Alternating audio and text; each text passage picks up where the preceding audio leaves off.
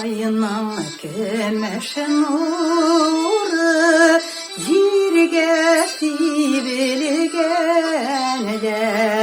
Çeşilerinin süyüp Jilleri tükendi Hisler toşun iken Yanıp silgen yarın Sevgi umrzaya Bulek itkende Hisler toşun iken Yanıp silgen yarın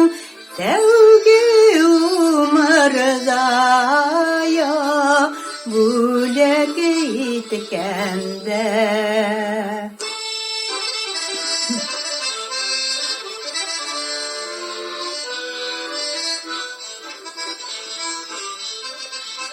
Jandayı kurgen yarın Korap gözlerine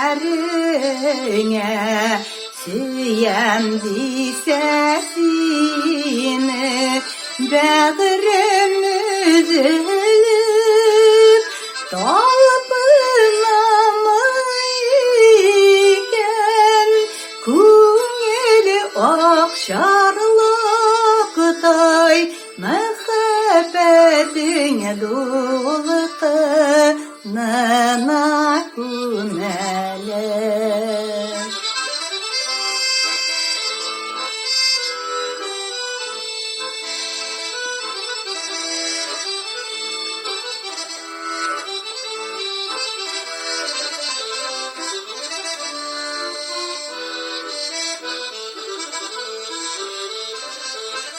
Selam bilen birge Hatlar giderseler Utıp gitken yazının İsken jilleri Her divişi sayın Yürek tütemiken Dizden kilip gider Kavuşu günlerim Her divişi sayın Yürek tütemiken Dizden kilip gider Kavuşu günlerim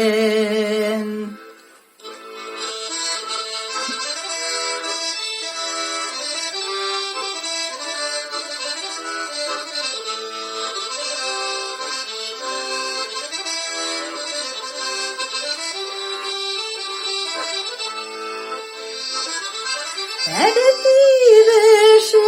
sayın Yürek tütemiken Dizden kilip gider Kavuşu günlerim Her divişi sayın Yürek tütemiken Dizden kilip gider Kavuşu